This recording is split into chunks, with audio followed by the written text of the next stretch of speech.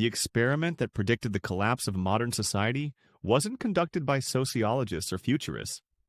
It was conducted on rats, and those rats taught us that utopia is just a slower, more comfortable road to extinction.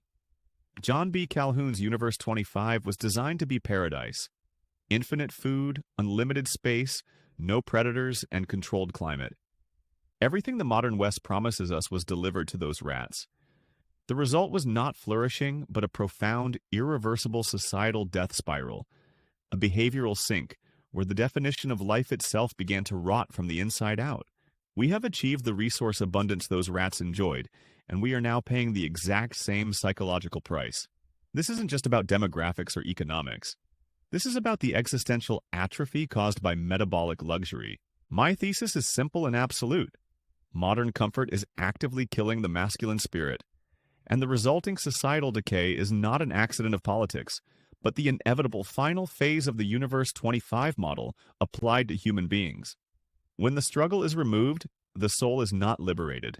It is liquefied. We have created a world where necessity is eradicated, and necessity is the engine of human worth.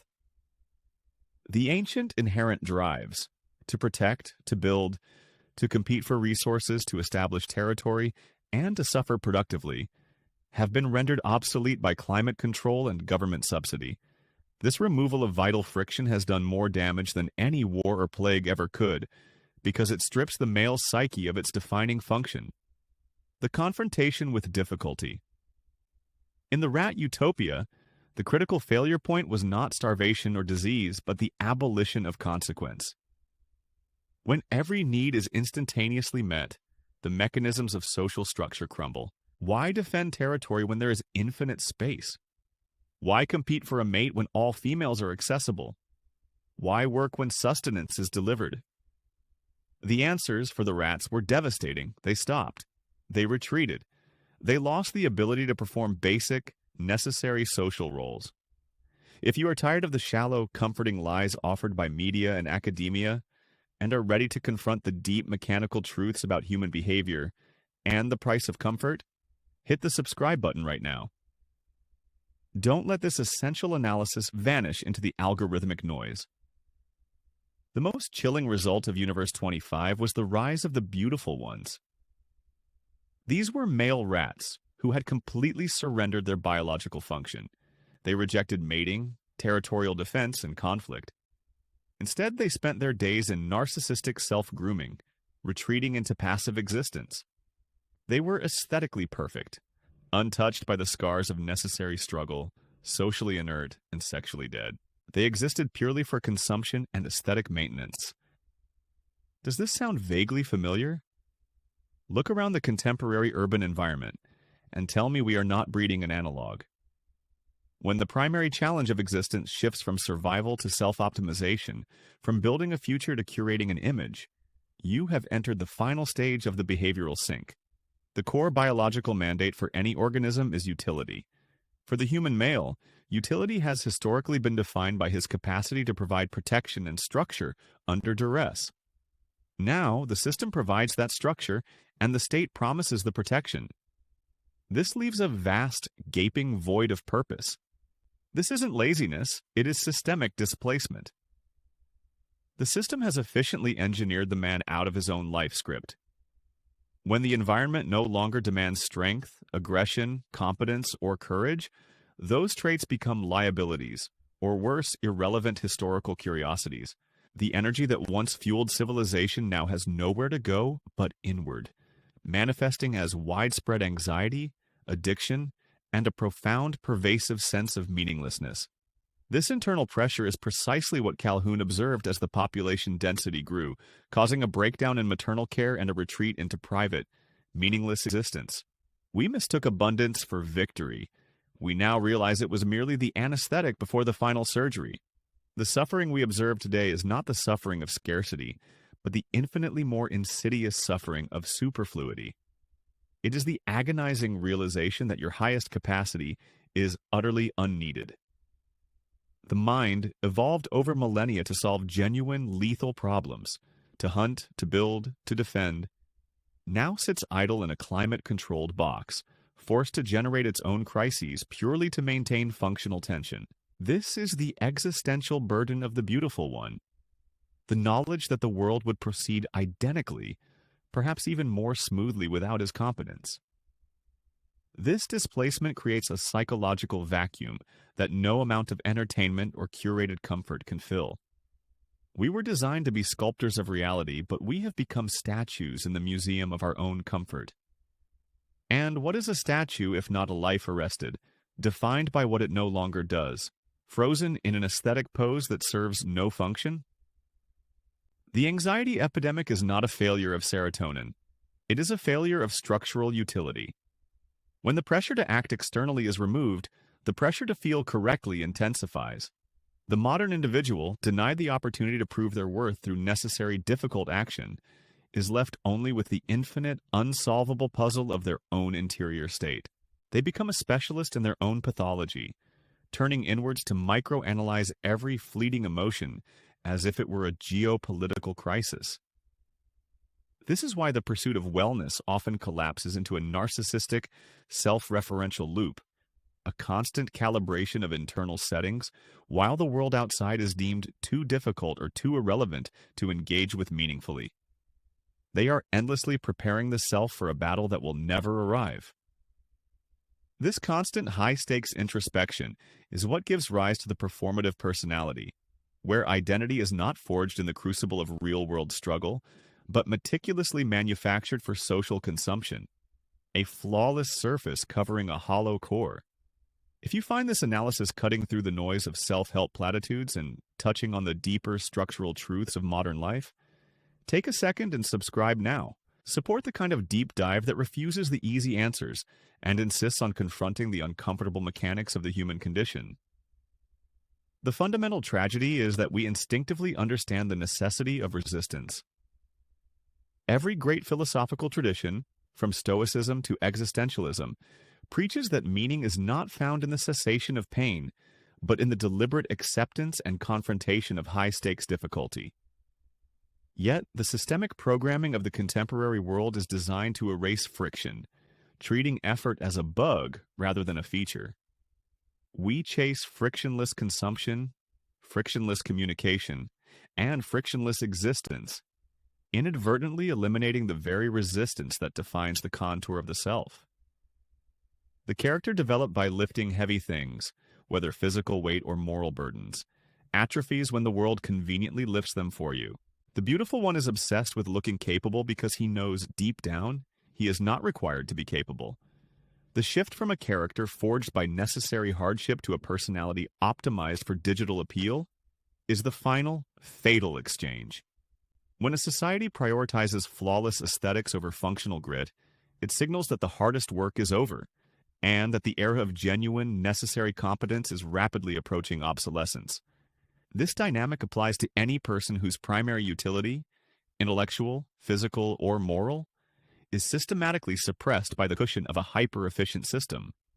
We have been so effective at eliminating systemic friction that we have accidentally eliminated the primary mechanism by which we define ourselves as valuable. The result is a generation wandering through a gilded cage, possessing everything necessary for life except a compelling reason to live it well, trapped in the agony of the potential never demanded. This comfort is not liberation. It is a subtle, slow-acting form of castration, reducing the magnificent complexity of human drive into mere preference. This preference for comfort over challenge is precisely what feeds the pathology of performative competence. The ability to project the appearance of skill, wisdom, or moral depth without incurring the cost of achieving it. We are trading the difficult work of being good for the easy mechanism of looking good, and the systemic apparatus not only permits this exchange, it actively incentivizes it. The market for signaling is infinite, but the market for genuine, messy, slow-baked competence is shrinking, because real competence resists standardization and demands high personal friction. To understand the mechanism of this atrophy, look at where true risk has been surgically removed from human endeavor, particularly the moral one. Consider the low-stakes theater of contemporary virtue, where the heavy lifting of ethical decision-making has been outsourced to frictionless outrage. The defining characteristic of modern moral action is its remarkable safety. When a moral stance or a political identity can be adopted merely by adopting a certain jargon, displaying a specific logo, or clicking a button to share a prepackaged condemnation, the cost of that virtue approaches zero. But frictionlessness is always a lie. The cost simply shifts. When the price of moral conviction is no longer personal risk, losing friends, losing comfort, risking reputation through genuine confrontation, the cost is paid instead by the atrophy of the soul. The beautiful one, who can effortlessly articulate the ethical nuances of a complex issue using perfectly optimized, non-offensive language, gains social currency. The person who actually possesses the difficult, lived competence to execute justice, who has suffered the setbacks and made the necessary moral compromises inherent in the messy reality of application, is often disregarded as too coarse, too complicated, or simply too loud. We are creating a generation of moralists who excel at diagnosing the world's sickness from a comfortable distance, but who would crumble under the smallest demand of actual, costly intervention. This is why you must subscribe to channels like this one, because refusing the frictionless lie and confronting the uncomfortable mechanics of power and psyche is the only way to retain the necessary friction that builds the self, and you do not want to miss the deep dives that follow the threads of truth into the darkest corners. The truth is, moral muscle only grows when you resist something that pushes back. If your moral action consists solely of agreeing with the prevailing consensus of your immediate digital tribe, you are not acting morally. You are performing an act of conformity. If your outrage is solely directed at targets deemed safely distant, historical figures, anonymous corporations, or designated public villains, you are participating in a highly controlled, curated spectacle of self-righteousness designed for maximum ego reinforcement and minimal personal exposure. This comfort-driven substitution is lethal because it tricks the brain into believing ethical work has been completed. It is the perfect, low-cost simulation of meaning.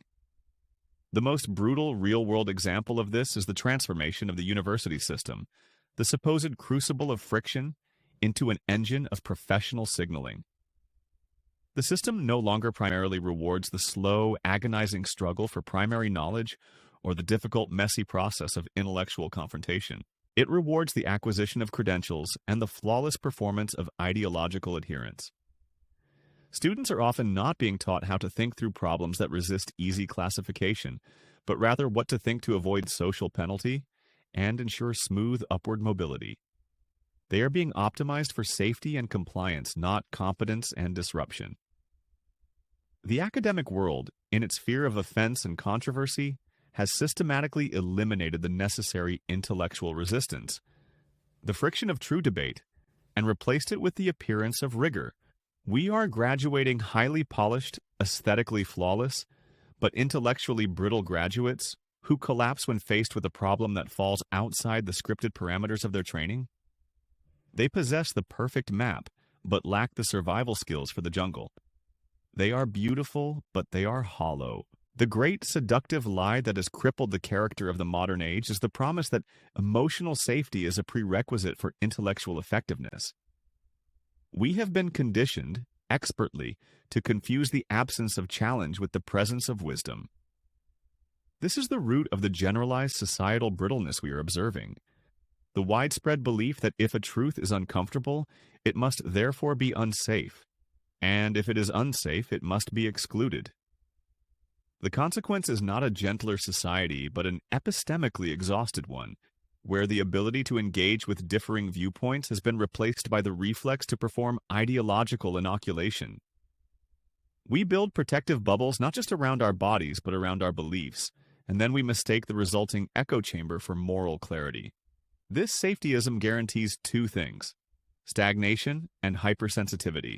If you define your intellectual environment by what must be excluded for you to feel comfortable, you have already decided that the maintenance of your internal state is more valuable than the pursuit of external truth. You are not pursuing moral development. You are practicing sophisticated emotional management, disguised as ethics. True intellectual depth is not about avoiding the fire.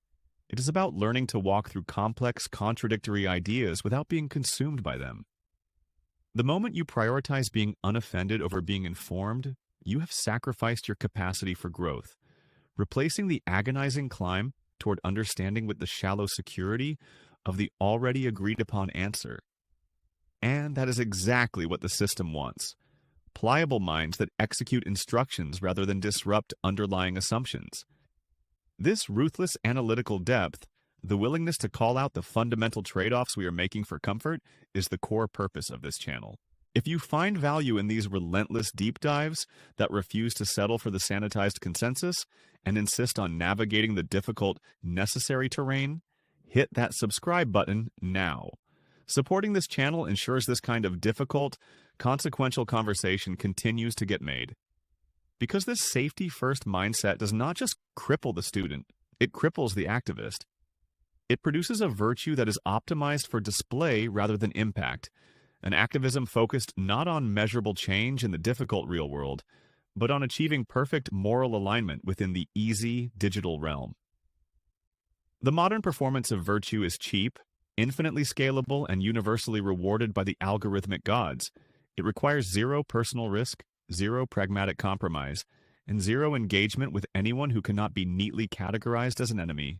It is the perfect simulation of meaning, where the appearance of caring is the only currency that matters. It is a currency traded primarily because it guarantees immediate, unearned psychological safety. We suffer from this self-imposed paralysis, not because we are evil, but because we are terrified of ambiguity, a deep, almost neurological fear of being morally contaminated. True progress demands navigating the moral gray, admitting that every solution carries an unintended cost, and accepting that any effective movement will inevitably involve compromises with people or institutions you despise. This is difficult, messy, and guarantees the occasional failure or backlash. But the modern mind, steeped in the antiseptic purity of digital discourse, has developed an allergy to guilt, an intolerance for complexity, and an overwhelming need for instantaneous moral validation. This psychological structure creates a defense mechanism. If I can define myself by perfect alignment to an ideal, I am safe from the terrifying possibility that I might be wrong, or worse, that I might be part of the problem. This is why the pursuit of ideological purity is so aggressive, so unforgiving, and so utterly unproductive in the real world. It is not a strategy for change. It is an elaborate form of ego defense. The external world is merely a stage upon which we perform the choreography of our own internal righteousness, and any dissenting voice threatens to pull back the curtain on the performance. We are not protecting a principle. We are protecting a delicate self-image built on the avoidance of difficult trade-offs. The ultimate neurosis of our age is the insistence on having clean hands while wading into the historical river of consequence. We want the credit for the struggle without the inevitable muddying reality of the fight. If this analysis sounds harsh, it is because the diagnosis is severe.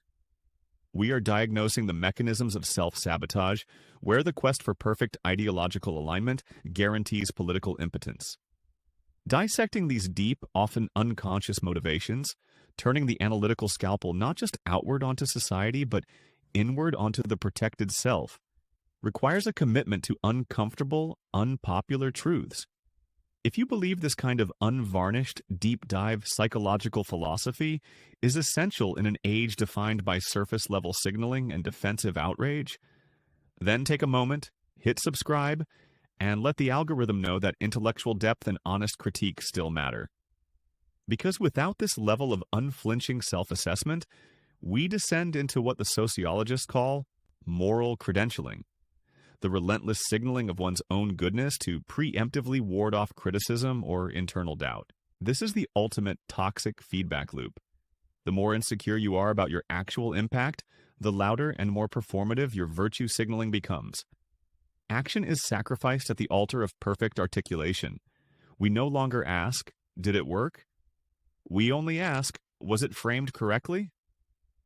This has created a generation of ideologues who are masters of categorization, but utterly paralyzed by the messy, unpredictable demands of execution.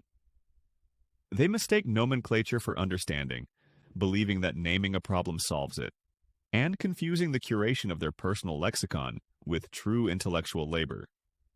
The result is the creation of highly sensitive, low-friction echo chambers that function less as intellectual environments and more as mutual affirmation societies, designed specifically to filter out any data point that might challenge the foundational narrative of the self as morally superior victim or morally superior warrior. This retreat into epistemological armor is not resilience. It is the deliberate construction of a psychological bunker designed to withstand the single most painful human experience. The realization that the world does not conform to your expectations and that your own motivations are never entirely pure. This retreat into epistemological armor is not resilience. It is the deliberate construction of a psychological bunker designed to withstand the single most painful human experience.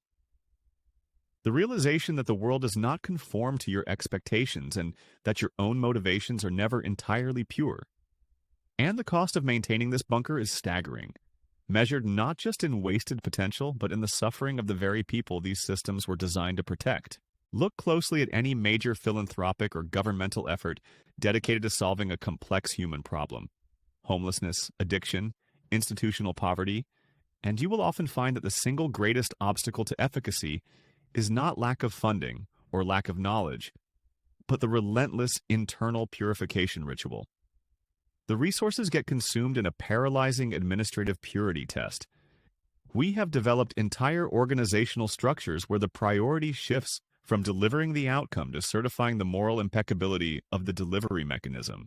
Consider the multi-million-dollar nonprofit dedicated to housing the vulnerable.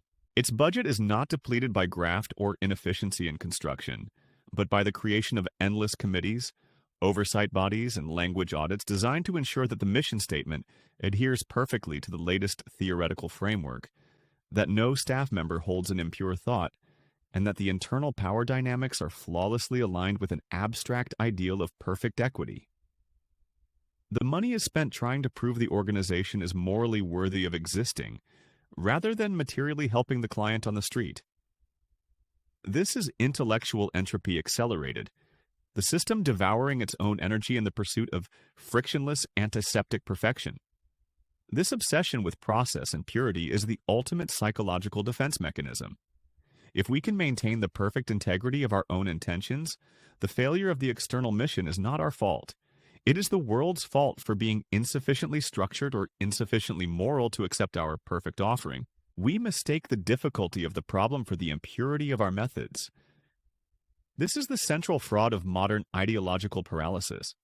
It is infinitely easier to police the language, the motivations, and the historical accountability of your allies than it is to build a single functional affordable housing unit or cure one addict.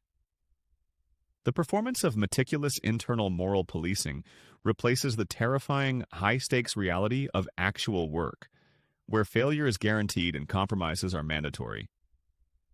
If you find this dissection of the moral immune system valuable, if you recognize that analyzing these uncomfortable truths is necessary to pull our intellectual discourse out of the quicksand of performative virtue, then please consider subscribing now. It is only with robust support that we can continue to produce the kind of deep, unforgiving analysis required to bypass the defensive walls erected by ideological self-interest. The demand for perfection is, in practice, a demand for eternal stasis.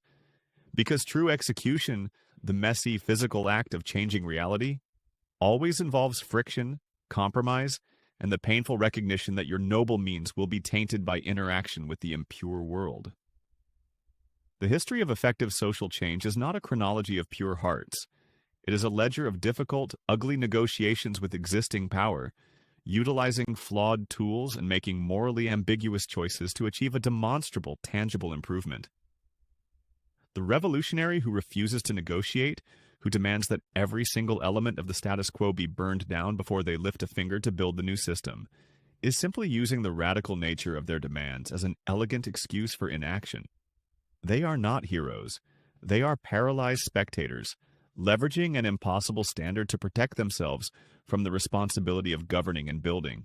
They prefer to maintain the flawless narrative of perpetual resistance than to risk the moral ambiguity inherent in the struggle for incremental gain. The only thing they manage to achieve reliably and repeatedly is the schism. Because once the primary goal becomes moral purity, the enemy is no longer the external problem. The enemy is the person next to you who failed the latest, impossible purity test. The organization fractures not over differing goals, but over differing lexicons, differing emotional responses, and differing levels of perceived commitment to the constantly shifting internal doctrine. This transforms every movement into a self-consuming furnace, brilliant and hot in its internal critique, but projecting zero effective heat into the external world. We must stop mistaking the sound of internal bickering for the sound of serious ideological labor. The purity argument is the ultimate intellectual cowardice. It is the sophisticated alibi for failing to try, because to try means risking failure, risking taint, and risking the catastrophic discovery that the world is not waiting patiently for your perfectly constructed solution, but demands an immediate, compromised response.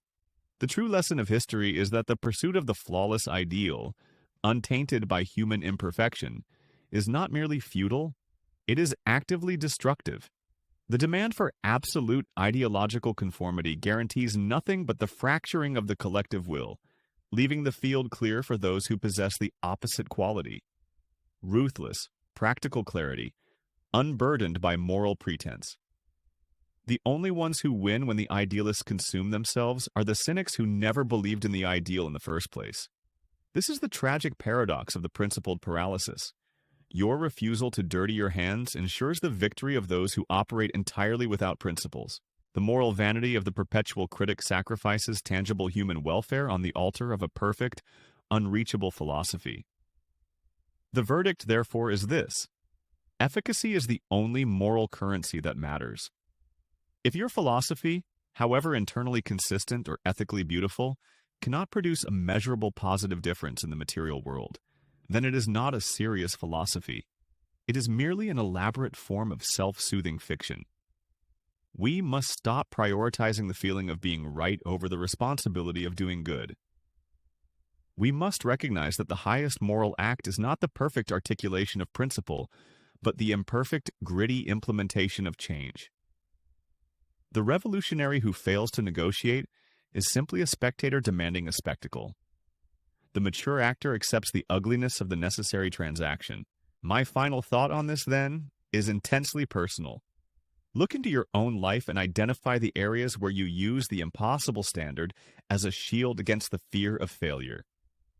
Where are you demanding that the world, your partner, your job, or your own capabilities be flawless before you commit? Purity is not freedom. It is a cage built entirely of principles you lack the courage to test. The moment you accept that the act of living is inherently messy, that every great achievement will contain unavoidable compromises, you stop being a consumer of comfortable narratives and become a producer of meaningful reality. It is an infinitely harder path, but it is the only path that leads to power, self-respect, and genuine impact. If you are willing to face the difficult truth that complexity is the real cost of clarity, and if you are ready to dismantle the self-serving illusions that keep us paralyzed, then join the community we are building. This space is dedicated to grappling with these inconvenient, unforgiving ideas that transcend easy answers. If you want more analysis that refuses to offer moral comfort in exchange for intellectual rigor, hit that subscribe button now. Let's keep dissecting the systems that keep us trapped. Let's keep dissecting the systems that keep us trapped. And this is the final brutal calculus you must accept. The pursuit of moral purity is not a high ambition. It is merely a successful attempt to preserve your own innocence at the expense of everyone else's future. The world does not need clean hands. It needs effective architects. You must finally choose between being a beautiful, failed statue of principle or a functioning, compromised machine of change. The verdict, in the end, is always handed down by the world you actually influence, not the one you dreamed of. The power you seek is waiting in the compromise you refuse to make. Stop asking what is right and start asking what is relentlessly, unavoidably possible. What is relentlessly, unavoidably possible? The great lie whispered into our generation is that intentions matter more than consequences. They don't. The only currency the universe accepts is action. and the true cost of maintaining your moral perfection is always paid by someone else's suffering. The suffering you could have alleviated but refused to touch because the solution wasn't pure enough. This is the ultimate definition of ethical vanity. Your pristine philosophy, admired only by yourself, has done nothing for the world. True maturity is realizing that the pursuit of perfection is merely the intellectualization of fear. Therefore, the final verdict is devastatingly simple. If you refuse to participate in the necessary compromises of reality, reality will simply proceed without you, leaving you alone on the sidelines, clutching your flawless, useless ideas. The greatest impact is always found in the dirt of the practical. If you are ready to put down the shield of idealism and pick up the sword of pragmatic influence, if you are ready to join the small minority of people who value effectiveness over ease, then you belong here. This channel is not a comfort zone. It is a workshop for forging difficult truths. Subscribe now and become a part of the community that actually debates how the world works, not just how it should. The final, crushing verdict is that your character is defined not by the evils you condemn, but by the good you actually manage to produce under imperfect conditions. Stop seeking the clean answer. Start seeking the effective lever. If your philosophy demands retreat from the mess of reality, it is not wisdom, it is cowardice. Leave the sanctuary of ideals. Embrace the power of the imperfect solution. We need fewer prophets and more practical agents of change. Subscribe now and become a functioning part of the community that